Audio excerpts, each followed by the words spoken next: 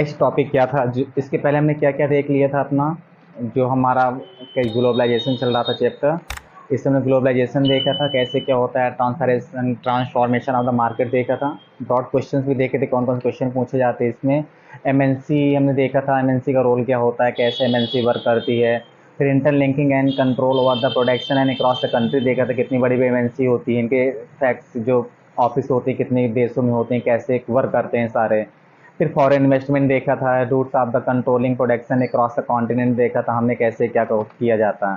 फिर क्या देखते हैं, इन्फ्लुएंस ऑफ द एमएनसी देखा था, एमएनसी का क्या इन्फ्लुएंस होता है। फॉरेन ट्रेड देखा था, कैसे फॉरेन ट्रेड पे कंट्रोल करती है, सब कुछ देखा था हमने।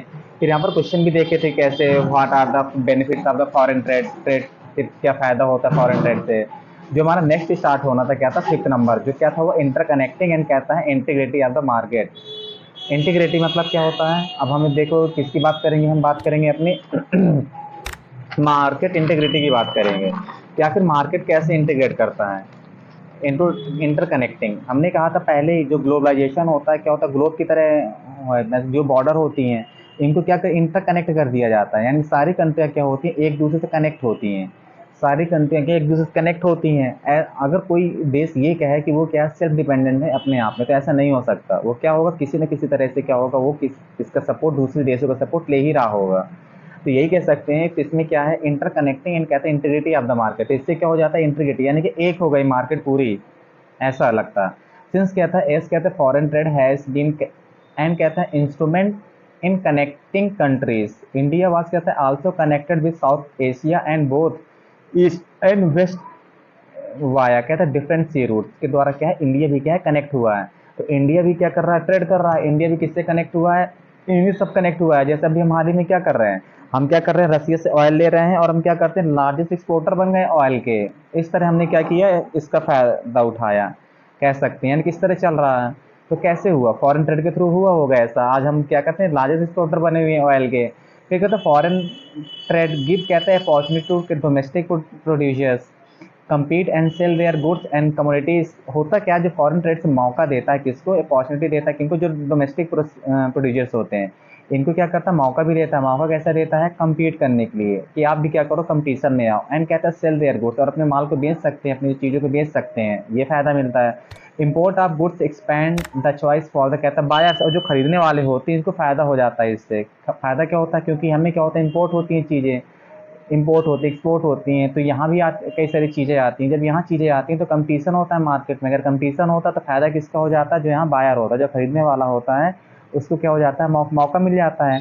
उसके पास चॉइस हो जाती है। चॉइस क्या होती है, बिटवीन इंडियन एंड कहता है चाइनीज़। जैसे कर दिया जाए, एक चाइनीज़ टॉय रख दिया, इंडियन टॉय रख दिया, तो मोस्टली लोग किसको पसंद करते हैं, चाइनीज़ टॉय को पसंद कर लेते हैं। क्यों, क्योंकि वो क्या होता है, सस्ता होता है, ऐसा है इसलिए किया जाता है। इन दिस मॉडर्न टेक्नोलॉजी कहता है एरा विद कहता है स्पीडी ट्रांसपोर्ट एंड कहता है online facility foreign trade has been more instrumental कहता है integrity and globalisation of the market.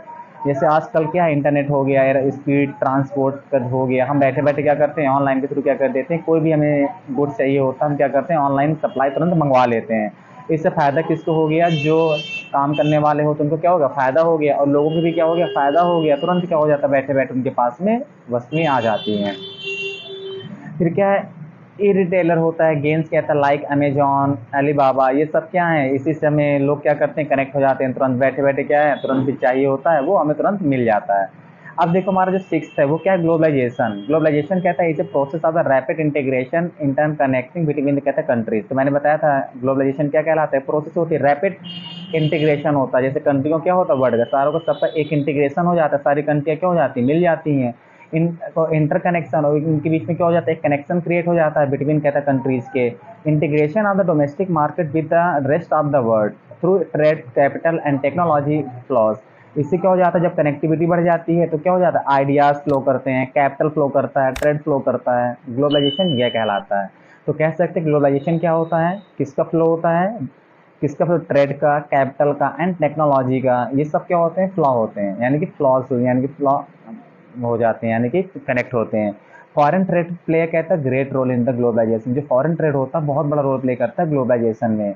Through कहता है इंटीग्रेटिंग प्रोडक्शन एंड मार्केट, क्योंकि क्या होता है, इंटीग्रिटी होती है प्रोडक्शन की, कोई वस्तु अगर यहाँ बन रही है दूसरी वस्तु वहाँ बन रही है, तो इस तरह क्या है कि इंटीग्रिटी होती है मार्केट की, कह सकते हैं।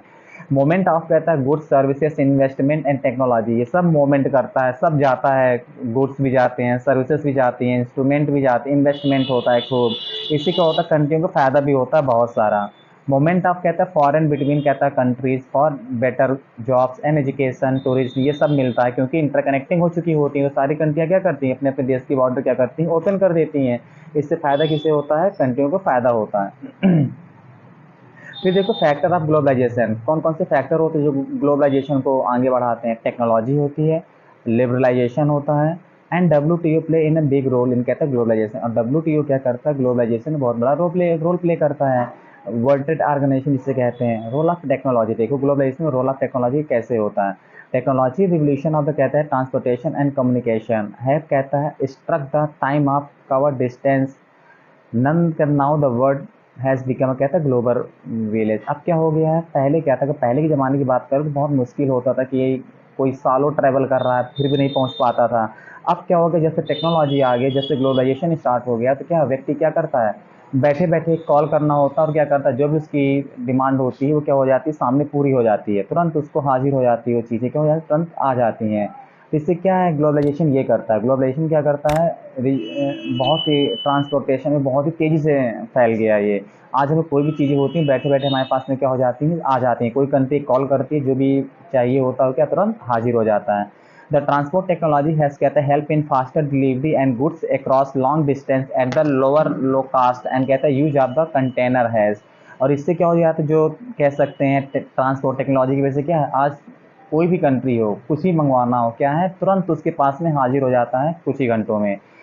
ऐसा होता है ट्रांसपोर्ट यानी ग्लोबलाइजेशन के इतने सारे फ़ायदे होते हैं।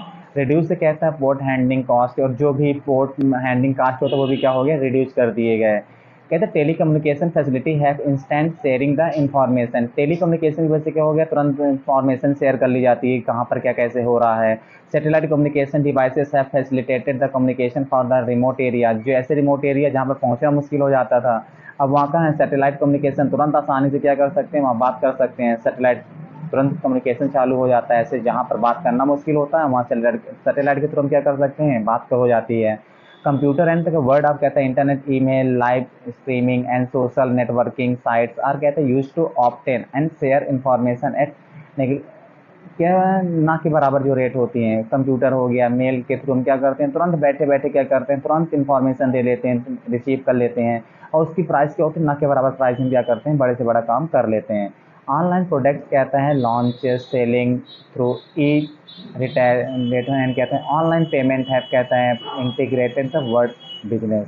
और अब तो सेव पेमेंट की भी ज़्यादा उसकी ज़रूरत नहीं होती, कोई पेमेंट के लिए भी नहीं रिस्क ले सकता, क्यों, आजकल क्या है सारी सुविधाएं हो जाती हैं।